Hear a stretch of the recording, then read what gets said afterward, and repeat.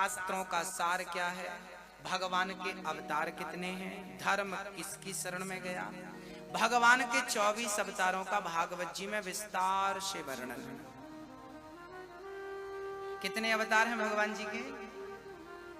23 अवतार हो चुके हैं, 24 बाकी है।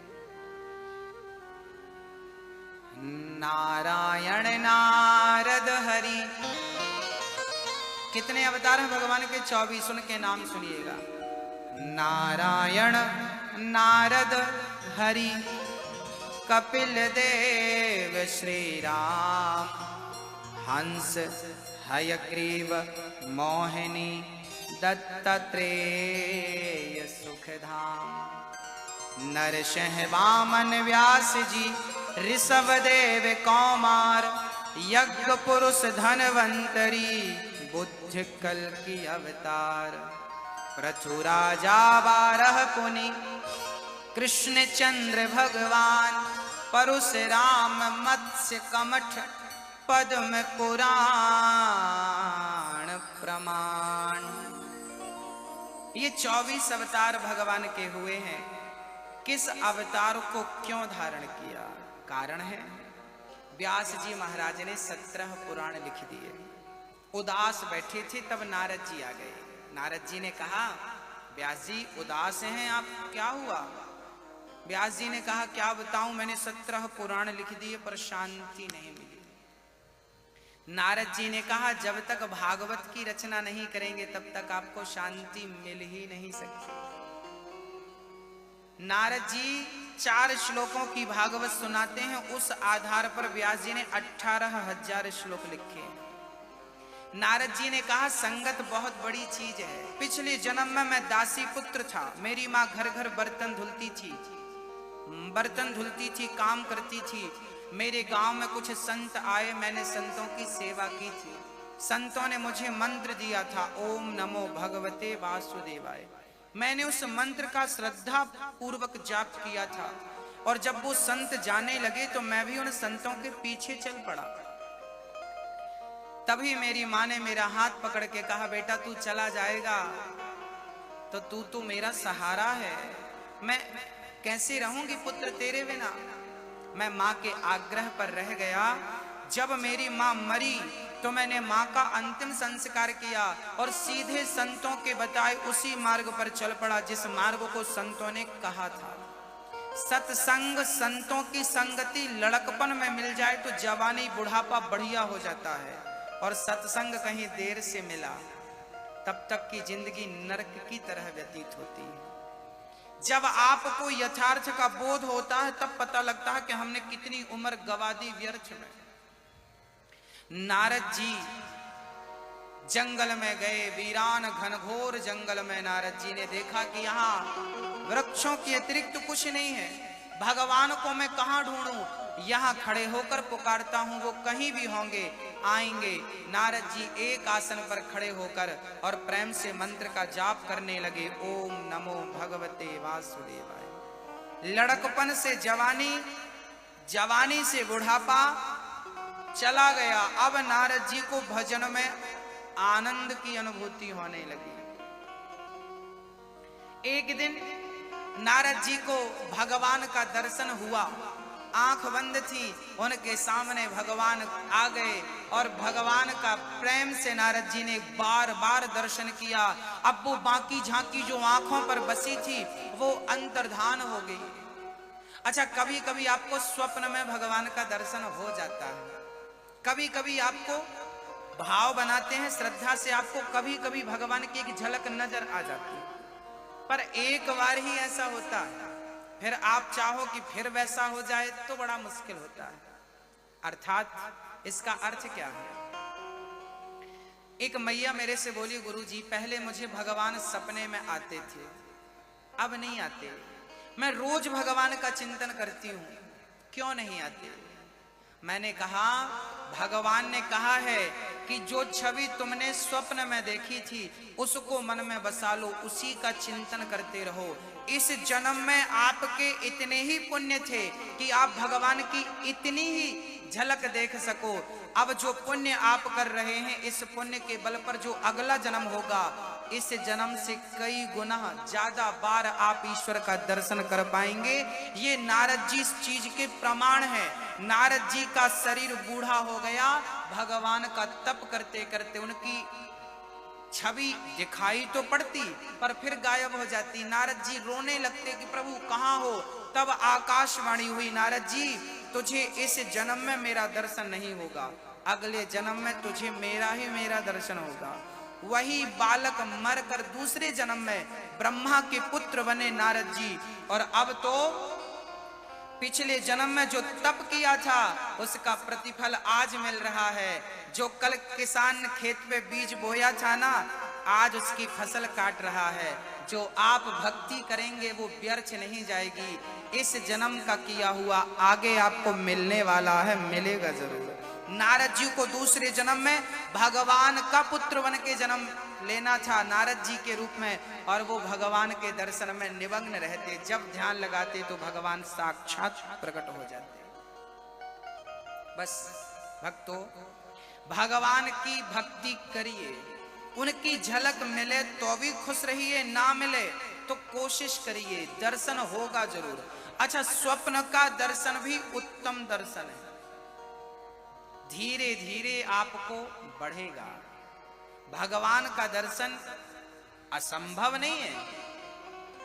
आज भी, आज की तारीख में भी आपको दर्शन हो सकता है। जिसका भाव सच्चा हो उसी पांडाल में दर्शन हो सकता है, हो रहा होगा। बस किस रूप में हो रहा होगा ये मुझे नहीं पता,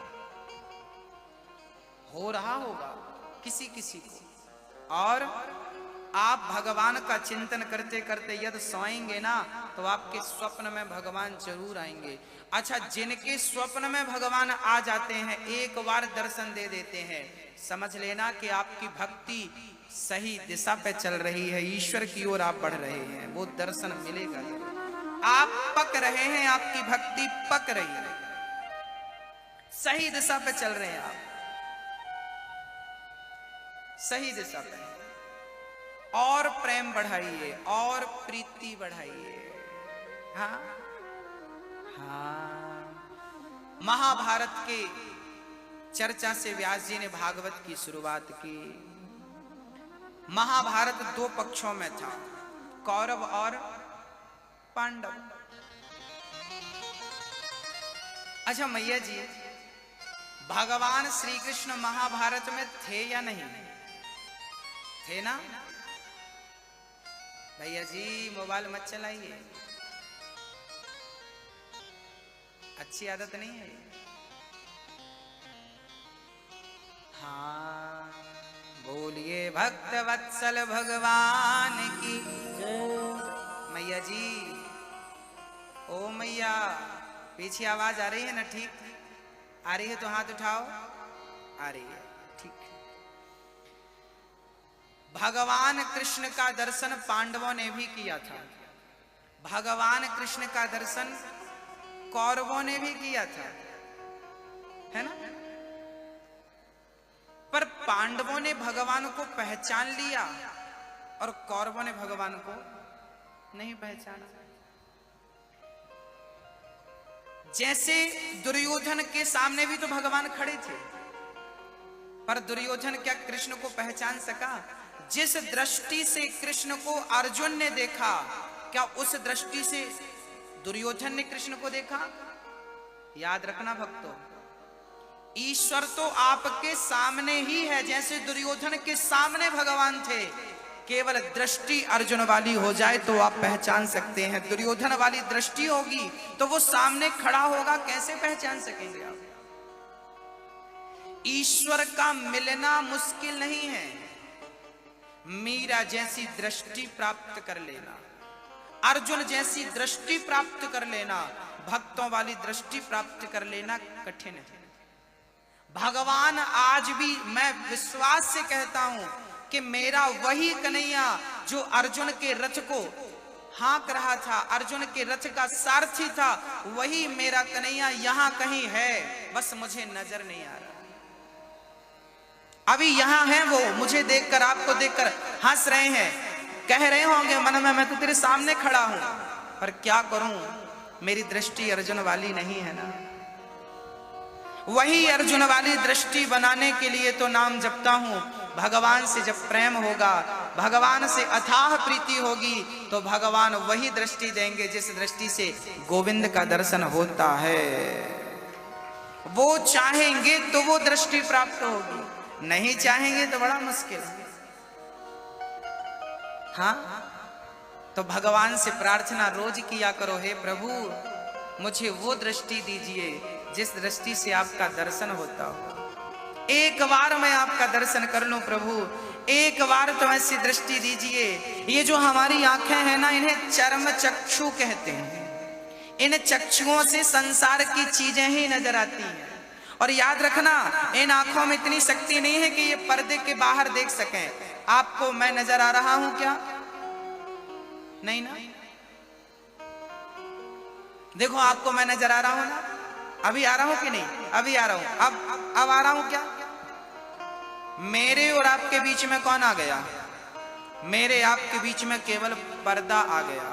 ये पर्दा आ जाता है ना, तो मैं आपसे दूर हो जाता हूं, आप मुझसे दूर हो जाते। पास होते हुए भी दृष्टि पहुंच नहीं पाती क्योंकि ये पर्दा है। ऐसे ही जितने करीब आप मेरे से हैं, मैं आपसे हूं, इतने ही करीब कन्हैया हमारे हैं। लेकिन माया का पर्दा बीच में पड़ा है, इसलिए कन्हैया का दर्शन नहीं हो पाता। ये माया का पर्दा हट जाएगा ना, तो कन्हैया सामने ही है, दूर नहीं है। आंखों का काजल आंखों से कितनी दूर होता है? बोलो मेरी माँ। आंखों का काजल आंखों से कितनी दूर होता है? आंखों में ही होता है। क्या वो दर्पण के बिना दिखाई पड़ता है? बिना दर्पण के क्या आप अपनी आंखों का काजल देख सकती हो? ये आंखें तो अपनी आंखों का काजल भी नहीं देख सकती, तो कन्हैया को क्या देखेंगी? आंखों का काजल देखना हो ना, तो दर्पण का सहारा लेना पड़ता है मेरी माँ। ऐसे कन्हैया को देखना होगा तो भक्ति और प्रेम का सहारा लेना ही पड़ेगा। बिना भक्ति बिना प्रेम के उसको देख पाना संभव नहीं है। ये सहारा है। जैसे नदी पार करनी है तो सहारा किसका लेना पड़ेगा? नाव का, नौका। बिना नाव के सहारे के नदी पार करना संभव नहीं है। बिना नाव के सहारे के समुद्र पार करना संभव नहीं है। ऐसे बिना भक्ति और बिना प्रेम के कन्हैया तक पहुंच पाना संभव नहीं है। भक्ति और प्रेम वहां तक पहुंचाने के लिए नौका है, नौका। इस नौके पे आपको सवार होना पड़ेगा। बिना सवार हुए आप गोविंद की चौखट तक नहीं पहुंच सकते, संभव नहीं है मेरी मां। इसलिए दो चीजें जरूरी हैं, एक तो प्रेम, दूसरा भक्ति। ये भक्ति और प्रेम दो नहीं है, मैं एक ही कहूं तो चलेगा, पर आपको समझाने के लिए कहना पड़ता। भक्ति ही प्रेम है और प्रेम ही भक्ति है। पर्याय हैं दोनों एक दूसरे के, पर्यायवाची। गोपियों के अंदर क्या था? गोपियों के अंदर कृष्ण की भक्ति थी या कृष्ण का प्रेम था? बोलो। गोपियां भक्त नहीं थी भगवान की, गोपियां तो प्रेमी थी। क्या थी भैया? प्रेमी थी ना। भगवान प्रेमियों को जल्दी मिलते हैं।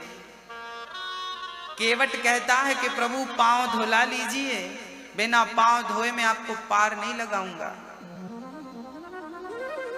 ये कौन बोल रहा है? ये केवट नहीं बोल रहा है, ये केवट का प्रेम बोल रहा है, ये भक्त का अधिकार बोल रहा है। अच्छा ये बताओ, आप अपनी पत्नी पे अधिकार जमाते हो, आप अपने पति पे अधिकार जमाते हो, आप अपने पुत्र पे अधिकार जमाते हो, आप अपनी कमाई पे अधिकार जमाते हो। जितना अधिकार पत्नी पे जमाया, पति पे जमाया, पैसे पे जमाया, क्या इतना अधिकार, इस इतने ही अधिकार से कभी भगवान को कहा कि ये मेरा है? जितने अधिकार से आप कहते हो ये पति मेरा है, ये पत्नी मेरी है, ये पैसा मेरा, ये घर मेरा है, इतने अधिकार से कभी भगवान को कहा कि ये मेरा है? बोलो मेरी माँ, कहा होगा आपने तो मैं आपको प्रणाम करता हूं, और नहीं कहा होगा तो मैं आपको केवल प्रार्थना करूंगा कि भगवान उन्हीं को मिलता है जो अधिकार जमाता है कन्हैया पर ये मेरा है, मेरे तो गिरधर गोपाल, दूसरों ना कोई, ये मीरा का अधिकार था। जब तक आप अधिकार नहीं जमाएंगे मिलना संभव नहीं है। सुधा केवट ने अधिकार से कहा पांव धुलाना पड़ेगा। क्या है ये? मांगी नाव न केवट आना, कहां है तुम्हार मरम मैं जाना। केवट क्या बात करता है? केवट कहता है राम जी मेरे घाट आए हो, जैसा कहता हूं करना पड़ेगा, नहीं तो मैं आपको पार नहीं लगाऊंगा। क्या करना चाहता है तू? और कुछ थोड़ी मांगता हूं। देखिए भक्त भगवान से क्या मांगता है। भगवान ने कह दिया सुधा केवट मांग, तू जो मांगेगा मैं दूंगा, बोल क्या चाहता है। केवट ने कहा प्रभु अब सोचिए कि भगवान राम कह रहे हैं, तू मांग क्या चाहता है। केवट गरीब था, नाव चलाता था, चाहता तो बोल देता कि मुझे लखपति बना दो, करोड़पति बना दो। पर सुदामा केवट ने कभी मांगा क्या कि मुझे लखपति बना दो। बाद में सीता जी ने अंगूठी दी, राम जी ने अंगूठी दी कि उत्तराई ले लो, केवट ने वो भी नहीं ली। क्या लिया था भक्तों? हम लोग ना भगवान से वस्तु मांगते हैं, सोना चांदी हीरा मोती। बहू के बेटा नहीं है, बेटा दे दो, बहू के ये नहीं है, वो दे दो। ये हम लोग ये चीजें मांगते हैं। ये तो भूसा है, भूसा। भगवान से ये क्या मांगते हो? वो जगत का पालनहार पर ब्रह्म परमात्मा, उससे मांगना हो तो उससे उसको ही मांग लिया जाए। कन्हैया तुझसे क्या मांगे, हम तुझे मांगते। भगवान से मत मांगो, भगवान को मांग लो। छोटी छोटी वस्तुएं मांगते, क्यों मांगते? सच्चाई तो ये है कि ना हमें मांगना भी नहीं आया। मांगना क्या चाहिए? कन्हैया से जो मिलना, जो किस्मत में वो मिलेगा। बेटा बेटी धन। सुदामा जैसे भक्त को भी गरीबी का मुंह देखना पड़ा कि नहीं? जरूरी नहीं है कि आप भगवान के सच्चे भक्त हैं तो आपको आपकी गरीबी नहीं आएगी। गरीबी अमीरी अलग विषय है, भगवान की भक्ति अलग विषय है। ये विषय ही अलग है। मैं करोड़पति हूं और फिर भगवान को याद करूं, भगवान की भक्ति करूं, बहुत बड़ी बात नहीं है। पर 4-4 दिन घर पे चूल्हा ना जले और उस स्थिति पे भी भगवान का धन्यवाद दिया जाए कि कन्हैया तू भोजन नहीं दिया तो कोई बात नहीं। सुदामा के घर 4 दिन चूल्हा नहीं जलता, फिर भी सुदामा जब गिलास भर पानी पीते ना तो भगवान को धन्यवाद देते, कन्हैया भोजन नहीं मिला तो कोई बात नहीं, कम से कम तेरी कृपा से पानी तो पी रहा हूं, इसका धन्यवाद देता हूं। सोचिए, इस हाल में भी ईश्वर का धन्यवाद दे रहे हैं। इसे कहते हैं सच्ची भक्ति, निष्काम, कोई कामना नहीं। भक्त डिमांड नहीं करता, आप डिमांड करते हो, ये तो मजदूरों वाली बात हो गई। मैंने आपके घर काम किया, आपने 500 रुपए पकड़ा दिए, महाराज जी मजदूरी ले लो अपनी। 16 सोमवार का व्रत रखा, 17वीं सोमवार को मैया पहुंच गई, चलो भोलेनाथ हिसाब कर लो। ये हिसाब किताब भक्त और भगवान के बीच में नहीं होता। और जहां हिसाब किताब है वो व्यापार हो सकता है, वो प्यार नहीं हो सकता। हिसाब किताब व्यापार में होता है, प्यार में हिसाब किताब होता है नहीं ना। तो जहां प्यार होगा वहां व्यापार नहीं होगा। ये लोग व्यापार करते हैं, कन्हैया तुम हमें, हे भगवान हमें ये दे देना, हम 1 किलो लड्डू चढ़ाएंगे, हमें ये मिल जाए हम लड्डू चढ़ाएंगे। ये तुम व्यापार कर रहे हो, ये प्यार नहीं है। प्रेमी कुछ मांगता ही नहीं, जो तेरी मर्जी दे दे, मत दे, तेरी मर्जी, खुश हो बस। सुदामा ने गरीबी में जीवन निकाला, कुछ नहीं, अधिकार था, कन्हैया मेरे हैं, ये अधिकार होना चाहिए। हाँ भैया जी, आपसे मैं केवल इतनी प्रार्थना करूंगा, आज के बाद कन्हैया पर क्या जमाइए, क्या जमाइए, क्या जमाइए, ये मेरा है बस। और अधिकार से पूजा करिए, अधिकार से सेवा करिए, अधिकार से प्यार करिए कन्हैया से। हम लोग ना भगवान को भगवान जूजू बना के रखे, भगवान है, भगवान है, भगवान भगवान कुछ नहीं है। भगवान भगवान से रिश्ता जोड़ोगे ना तो काम बनेगा। ऐसे में तो भगवान बहुत वीआईपी हो गए ना, भगवान से डर लग रहा, भगवान डरने की बात नहीं है। भगवान भगवान है भक्तों, भगवान वैसे हैं कि पूतना ने जहर पिलाया था, जहर पिलाने वाली को भी तो तार दिया। भगवान कोई गुण भी तो नहीं देखता, भगवान कोई गुण भी नहीं देखते। यदि गुण देखते भगवान तो बताइए जटायु में कौन सा गुण था। जात देखते भगवान तो बताइए शबरी की क्या जात थी, बताइए। छिलकों का भोग लगाया कि नहीं विदुरानी के घर, सबरी के जूठे बेर खाए कि नहीं, क्यों खाए मेरी मां, क्योंकि एक ही रिश्ता था, प्रेम है। यशोदा ने अपना बेटा कहा, द्रौपदी ने अपना भाई कहा, सुदामा ने अपना मित्र कहा। सुदामा भी भगवान से मिलने नहीं गया था, याद रखना, सुदामा मित्र से मिलने गए थे। हनुमान ने स्वामी कहा, विभीषण ने मित्र कहा, रावण ने दुश्मन कहा। एक का नाम बता दो जिसने रिश्ता स्थापित ना किया हो। मीराबाई ने पति कहा। मेरी मां, जब तक भगवान से रिश्ता नहीं होगा तब तक ईश्वर को प्राप्त कर ही नहीं सकते। रिश्ता बनाना पड़ेगा, इसलिए हम लोग रिश्ता बनाते हैं कि त्वमेव माता च पिता त्वमेव, त्वमेव बन्धुश्च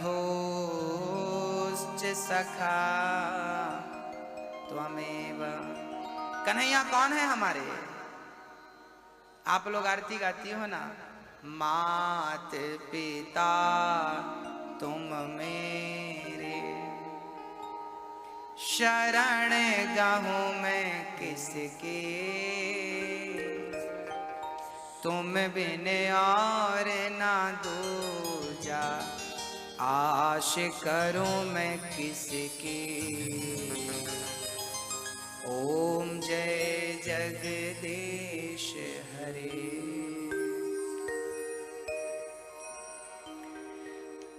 भगवान श्री कृष्ण को पांडवों ने भी देखा था, कौरवों ने भी देखा था, परंतु पहचाना किसने? पांडवों ने। महाभारत का युद्ध हुआ, 99 कौरव मारे गए, 5 बचे। 5 क्यों बचे? क्योंकि 5 के संग कौन था? 5 पांडवों में एक भी नहीं मरा और 100 में एक भी नहीं बचा। क्यों? जबकि कौरवों की सेना बड़ी थी, कौरवों की ताकत ज्यादा थी, कौरवों के पास गुरु द्रोणाचार्य थे, कौरवों के पास दानवीर कर्ण थे, कौरवों के पास पितामह भीष्म जैसे दिग्गज थे। भीष्म पितामह वो हस्ती थी जो गंगा पुत्र शांतनु नंदन पितामह भीष्म का शरीर सुदर्शन से भी नहीं कट सकता था, ऐसे पितामह भीष्म थे। इच्छा मृत्यु का वरदान रखते थे पितामह भीष्म, परंतु वो भीष्म पितामह धराशायी हो गए। क्यों? कौरवों की सेना बड़ी थी, कौरवों की सेना ताकतवर थी, पांडवों की सेना छोटी थी और पांडवों की सेना कमजोर थी। पर उन कमजोरों के साथ कौन खड़ा था? कौन खड़ा था मेरी मां? कन्हैया। बस एक कन्हैया सब पे भारी है। आपकी सेना कितनी बड़ी है, आप कितने पावरफुल हैं, फर्क नहीं पड़ता। यदि मेरे साथ मेरा कृष्ण खड़ा है तो आपकी सेना कितनी भी पावरफुल हो मिट्टी में मिल जाएगी, देर नहीं लगेगी। आप कितने भी पावरफुल व्यक्ति हैं, यदि मेरे साथ मेरा गोविंद खड़ा है तो डरने की जरूरत नहीं है। वो बाल विवाह का नहीं होने देगा अपने भगत का। क्या दानवीर कर्ण मार सके अर्जुन को? 5 में 1 भी नहीं मरा। और याद रखना, महाभारत का युद्ध अर्जुन ने नहीं जीता था, महाभारत का युद्ध तो मेरे कृष्ण की कृपा से जीता गया था। महाभारत के युद्ध के हीरो अर्जुन नहीं है, महाभारत के युद्ध के हीरो तो मेरे कन्हैया है, जो बिना हाथ उठाए युद्ध जीत लेते हैं। बिनु पग चलहि सुनहि बिनु काना, कर बिनु कर्म करहि विधि नाना। हाँ मेरी माँ, वो कन्हैया इतना बारीक सुनता है कि चींटी अपने पांव पे घुंघरू बांधकर यदि नाचती है ना तो मेरे कन्हैया को सुनाई पड़ जाता है कि मेरा भगत कब मुझे किस लिए पुकार रहा है। हाँ, आप जो सोच रही हैं ना, आपकी सोच भी वो जानता है। आप क्या सोच रहे हैं वो जानता है, उससे तो कहने की भी जरूरत नहीं होती। महाभारत में एक घटना घट गई। पितामह भीष्म ने प्रतिज्ञा ले ली, कल के युद्ध में मैं पांडवों को मार डालूंगा। कल के युद्ध में अर्जुन खर्राटे दे के सो रहे थे। रात्रि को भगवान बोले, क्यों अर्जुन, तुझे डर नहीं लग रहा है? किस बात का कन्हैया? अरे कल के युद्ध में तुम मर जाओगे, पितामह भीष्म की प्रतिज्ञा कभी खाली नहीं होती, कल के युद्ध में मर जाओगे। अर्जुन बोले, कन्हैया मुझे सोने दो, डिस्टर्ब ना करो। क्यों, तुम्हें कल भय नहीं लग रहा है? अर्जुन बोले, कन्हैया जिसके सिर पे आपका हाथ हो उसे पितामह क्या मार सकेंगे? मुझे पितामह से भय नहीं, मुझे आप पर विश्वास ज्यादा है। बस भक्तों ये बात नोट कर लीजिएगा, आपको विश्वास कितना है ये मायने की बात है, ये महत्वपूर्ण बात है। अर्जुन को भगवान पर जरूरत से ज्यादा विश्वास था। विश्वास था कि कन्हैया मुझे मरने नहीं देगा। द्रौपदी रोती रोती आई, कन्हैया आपको पता लगा मेरे पतियों को मारने के लिए पितामह ने भीष्म ने प्रतिज्ञा ले रखी है? कन्हैया बोली, मुझे तो नहीं पता। द्रौपदी बोली, कल मेरे पति मर जाएंगे, कन्हैया आप रक्षा करो, मर गए तो मैं भी मर जाऊंगी, तुम्हारी बहन मर जाएगी। भगवान बोले, मैं कुछ नहीं कर सकता, तेरे पति को तू बचा। द्रौपदी बोली, तो क्या मैं युद्ध करूं पितामह से? कन्हैया बोले, बहन हर चीज युद्ध से नहीं जीती जाती, हर लड़ाई युद्ध करके नहीं जीती जाती। कुछ युद्ध तो पांव छूकर भी जीते जाते हैं, कुछ युद्ध तो पांव छूकर भी जीते जाते हैं। भगवान ने कहा चल मेरे साथ। पितामह भीष्म के पास लंबा घूंघट डालकर द्रौपदी चली गई। भगवान बोले, मैं बाहर खड़ा हूं, तू पितामह के पांव छू लेना, तू युद्ध जीत जाएगा। कन्हैया मैं कुछ समझी नहीं यार, तू समझ मत, तू कर। द्रौपदी ने लंबा घूंघट डाला, गई और पितामह भीष्म को प्रणाम किया। पितामह को लगा दुर्योधन की पत्नी है, कंफ्यूज हो गए और आशीर्वाद दे दिया, सौभाग्यवती भव, जाओ सदा सुहागन रहो, पति प्रिया रहो। जब सुहागिन का वरदान दिया तो घूंघट उठा लिया। वाह पितामह, कल के युद्ध में मेरे पतियों को मारने की प्रतिज्ञा कर ली है और आज मुझे सदा सौभाग्यवती का वरदान दे रहे हैं। अब तो मेरा सौभाग्य आपके हाथ में, चाहे तो बचा लो, चाहे तो डुबा दो। पितामह भीष्म, देखिए पितामह भीष्म को प्रणाम किया। शास्त्र कहते हैं कि प्रणाम करने से, अपने से बड़ों को प्रणाम करने से आयु बढ़ती है। क्या बढ़ती है? आयुर्विद्या यशो बलम, 4 चीजें बढ़ती हैं प्रणाम करने से, आयु, विद्या, यश और बल। इसलिए माँ बाप को रोज प्रणाम करना चाहिए, गुरुजनों को रोज प्रणाम करना चाहिए और भगवान को रोज प्रणाम करना चाहिए। गीता को, रामचरितमानस को रोज प्रणाम करना चाहिए। हाँ जी, अब तो पितामह बोले देवी तू यहाँ अकेली नहीं आई, बाहर जाकर देखा तो द्रौपदी की चरण पादुका कोई देख ना ले, छाती से लगाकर कन्हैया खड़े थे छिप करके। पितामह बोले प्रभु ये चरण पादुका किसकी है? बोले द्रौपदी की। बोले छाती से क्यों लगाई है? कन्हैया मुस्कुराते हुए बोले पितामह भक्त की रक्षा के लिए उनकी चरण पादुका छाती से क्या सिर से लगानी पड़े तो मैं लगाने को तैयार हूं। भक्त के लिए मैं कुछ भी करने को तैयार हूं। पितामह रोने लगे कन्हैया जिनके रक्षक आप हैं उन्हें मैं कैसे मार सकूंगा? कल का युद्ध मेरा आखिरी युद्ध होगा। और दूसरे दिन पितामह भीष्म ने शिखंडी को खड़ा किया, अर्जुन ने बाण चलाए, चर्चा सबको विदित है। बाण चलाए छलनी हो गया शरीर, बाणों की सैया पर पितामह लेट गए। हाँ भक्तों, पितामह को मरना पड़ा। भगवान श्री कृष्ण ने अपने भक्तों की रक्षा पितामह के बाणों से की के नहीं। दानवीर कर्ण ने जब बाण चलाया था ना अर्जुन को मारने के लिए, तब भगवान श्री कृष्ण ने अपने रथ को जमीन में गाड़ दिया था। पांव का अंगूठा जमाया तो रथ धस गया जमीन में और बाण ऊपर से निकल गया। नहीं धसता तो बाण अर्जुन को मारता हुआ आगे बढ़ता। तो भगवान ने महाभारत में भक्त के लिए जो जो करना पड़ा सब कुछ तो किया। भक्तों एक बात बताइए, मेरा भगवान मेरे कन्हैया पक्षपाती हैं या नहीं? बस इतना बताओ, हाँ या ना, जल्दी से। भगवान पक्षपाती हैं या नहीं? जवाब दीजिए, हाथ उठा के बताओ। जो कहते हैं पक्षपाती नहीं वो ऐसे ऐसे करेंगे, नहीं है। हाँ नहीं है। इसका अर्थ है कि आप लोग अभी मेरे कन्हैया को बढ़िया तरीके से जानते नहीं। मैया जी, ओ मैया, मेरी मां, भगवान जैसे पक्षपाती तो कोई हो ही नहीं सकता। भगवान तो एक नंबर के पक्षपाती हैं। हाँ, उनके जैसा हो ही नहीं सकता। जैसे मां हमेशा अपने बच्चे का पक्ष लेती है, ऐसे मेरा कन्हैया सदा अपने भक्तों का पक्ष लेता है। मेरा भक्त यदि अपराधी है, पूतना मौसी जहर पिलाने आई, भगवान ने पक्ष लेकर उसका भी उद्धार कर दिया कि नहीं? अजामिल जैसे पतित को भगवान ने नारायण का नाम लिया, एक नाम के बल पे तार दिया कि नहीं? पक्षपाती है या नहीं? और तो सब ठीक है। महाभारत के युद्ध में जब अभिमन्यु मारे गए तब अर्जुन ने प्रतिज्ञा कर ली थी, अभिमन्यु के मरे हुए अभिमन्यु के सिर पर लात मारा था जयद्रथ ने। जयद्रथ कौन था? दुर्योधन के जीजा थे। जयद्रथ को मारने का प्रण कर लिया। कल के युद्ध में यदि मैंने जयद्रथ को नहीं मार दिया तो मैं मर जाऊंगा। अर्जुन ने प्रतिज्ञा कर ली। दूसरे दिन का युद्ध हुआ।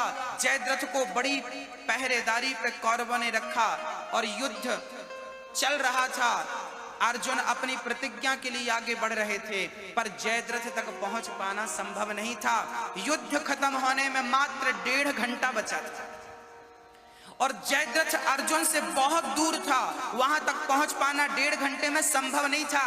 आज अर्जुन को मरना ही पड़ेगा, अपनी प्रतिज्ञा की है ना। आज जयद्रथ को नहीं मारा, मैं आग में जल जाऊंगा। अब भगवान ने रक्षा किस प्रकार की आपको पता है? महाभारत में लिखा है कि भगवान ने दिन को रात कर दिया। माया को बुलाया, योग माया को, आओ और जरा बादल बन करके जरा ढको तो सही। सूर्य भगवान को बादलों ने ऐसा ढका कि सबको लगने लगा कि संध्या हो गई, शाम हो गई। शंख फूंक दिया गया, युद्ध विराम किया जाए, संध्या का टाइम हो गया, युद्ध रोका जाए। अर्जुन के लिए चिता बना दिया दुर्योधन ने, जलकर मरो। अर्जुन चिता की ओर बढ़ रहे थे, तभी जयद्रथ आकर खड़ा हो गया। मैं अपने दुश्मन को मरता हुआ देखना चाहूंगा। अब तो युद्ध रुक गया, अब कैसे होगा?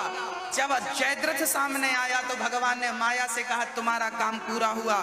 सूर्य की किरण आई, भगवान ने कहा अर्जुन अभी सूर्य अस्त नहीं हुआ। बादलों ने ऐसा ढका कि इन्हें भ्रांति हो गई। कि सूर्य अस्त हो गया, उठा अपना गांडीव और इसका सिर काट, लेकिन इसको मारने वाला भी मर जाएगा। यदि इसका सिर जाकर इसकी पिता की गोद में गिरे तो ये बाप बेटे मरेंगे और मारने वाला बचेगा। अर्जुन ने गांडीव उठाया, जयद्रथ का सिर काटा, पिता की गोद में जाकर गिरा, बाप बेटे मर गए। भगवान ने भक्त की रक्षा कर ली। देखिए, आप कहते हैं पक्षपाती नहीं है, इतना बड़ा पक्षपाती कौन होगा? दिन को रात कर दिया। मेरी मां कन्हैया पक्षपाती हैं, वो आपका भी पक्ष लेंगे। यदि आप में एक गुण दिख जाएगा, आप लाख अपराधी हो और एक भी गुण मेरे कन्हैया ने कहीं से देख लिया ना मेरी माँ, वो लाख अपराध को भूल कर एक गुण के बल पर भवसागर से पार लगा देता। इतना बड़ा पक्षपाती है। न जाने कौन से गुण पर दयानिधि रीझ जाते हैं, यही सदग्रंथ कहते हैं, यही हरिभक्त गाते हैं। क्या बताऊं मैं अपने कन्हैया की भगवत्ता आपको। महाभारत के युद्ध में 99 कौरव मारे गए। दुर्योधन की जंघा भीम भैया ने तोड़ दी। दुर्योधन के मित्र अश्वत्थामा आए, क्या सेवा है मित्र, क्या आज्ञा है मेरे लिए? अर्जुन दुर्योधन ने कहा, मैं पांडवों को मरा हुआ देखना चाहता हूं। अश्वत्थामा रात्रि के 12 बजे पांडवों को मारने चल पड़े। पांडव सो रहे थे, भगवान को पता लगा कि मेरे भक्तों को मारने अश्वत्थामा आ रहा है। भगवान ने पांडवों को उठाकर बिस्तर से, ए भाई अर्जुन उठो, दूसरी जगह सुला दिया। द्रौपदी के 5 बच्चे आकर के वहां पर सो गए। अश्वत्थामा ने 5 बच्चों का सिर काट लिया पांडव समझकर, और ले जाकर दुर्योधन को दिखाया, मैंने पांडवों को मार दिया। दुर्योधन ने देखा, पहले तो खुश हुआ कि पांडव मर गए, बाद में दुख हुआ कि ये पांडव नहीं पांडवों के पुत्र हैं। दुर्योधन को पहले प्रसन्नता हुई कि पांडव मर गए, बाद में लगा कि पांडव नहीं पुत्र हैं, दुख हुआ। उसी संधि में उसे मृत्यु हो गई। दुर्योधन को वरदान